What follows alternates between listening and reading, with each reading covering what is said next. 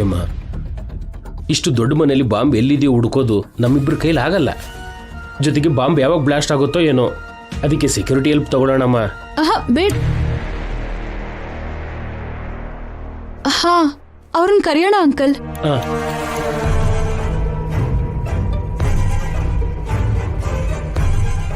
ರಂಜಿತ್, ಅಶೋಕ್. ಏನ್ ಸರ್? ಏನ್ ಡ್ಯೂಟಿ ಮಾಡ್ತಿದ್ದೀರಾ ನೀವು? ಏನಾಯ್ತು ಸರ್? ಈ ಮನೇಲಿ ಯಾರೋ ಬಾಂಬ್ ಇಟ್ಟಿದ್ದಾರಂತೆ.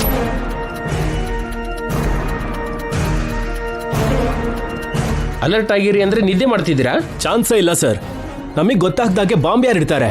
ಈ ಮನೇಲಿ ಬಾಂಬ್ ಇಟ್ಟಿದ್ದಾರೆ ಅಂತ ಪೊಲೀಸರು ನನಗೆ ಫೋನ್ ಮಾಡಿ ಹೇಳಿದ್ರು. ಅದು ಫೇಕ್ ನ್ಯೂಸ್ ಆಗಿರ್ಬೋದು ಸರ್. ಫೇಕೋ ರಿಯಲೋ ಇನ್ಫಾರ್ಮೇಶನ್ ಬಂದಿದೆ.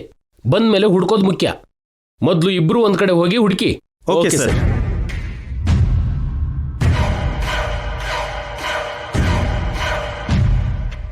ಅವ್ರನ್ನ ಬಾಂಬ್ ಹುಡುಕಿ ಅಂತ ಕಳಿಸಿದ್ದೀನಮ್ಮ. ನೀವು ನಾನು ಕೂಡ ಹುಡ್ಕೋಣ ಅಂಕಲ್. ನೀವ್ ಆ ಕಡೆ ಹೋಗಿ, ನಾನು ಈ ಕಡೆ ಹುಡುಕ್ತೀನಿ. ಹಾ ಅಮ್ಮ, ಒಂದ್ ನಿಮಿಷ. ಏನ್ ಅಂಕಲ್? ಮನೇಲಿ ಹೊರಗಡೆ ಇಷ್ಟು ಜನ ಸೆಕ್ಯೂರಿಟಿ ಇರಬೇಕಾದ್ರೆ ಬಾಂಬ್ ಯಾರು ಇಟ್ಟಿದ್ರು? CC ಕ್ಯಾಮ್ರಾ ಹ್ಯಾಕ್ ಮಾಡಿದ್ದಾರೆ ಅಂದ್ರೆ ಹೊರಗಡೆಯಿಂದ ಮಾಡಿದ್ದಾರೆ ಅನ್ಕೊಳ್ಳೋಣ. ಹೊರಗಡೆಯಿಂದ ಬಾಂಬ್ ಮನೆ ಒಳಗಡೆ ಬಂದಿದೆ ಅಂದ್ರೆ ಇದು ಖಂಡಿತವಾಗಲೂ ಮನೆ ಕಳ್ಳರ ಕೆಲಸನೇ ಆಗಿರುತ್ತಮ್ಮ. ಏನ್ ಹೇಳ್ತಿದ್ದೀರಾ ಅಂಕಲ್? ಮನೇಲಿ ಇರೋರಲ್ಲಿ ಯಾರೋ ಒಬ್ರು ಈ ಕೆಲಸನ ಮಾಡಿರ್ತಾರೆ. ಯಾರಾಗಿರ್ತಾರೆ? ರಂಜಿತ್, ಅಶೋಕ್,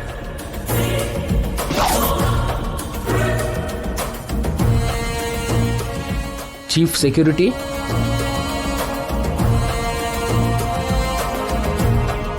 ಇಲ್ಲಾಂದ್ರೆ ಹೊರಗಡೆ ಇರೋ ಗಾರ್ಡ್ಸ್.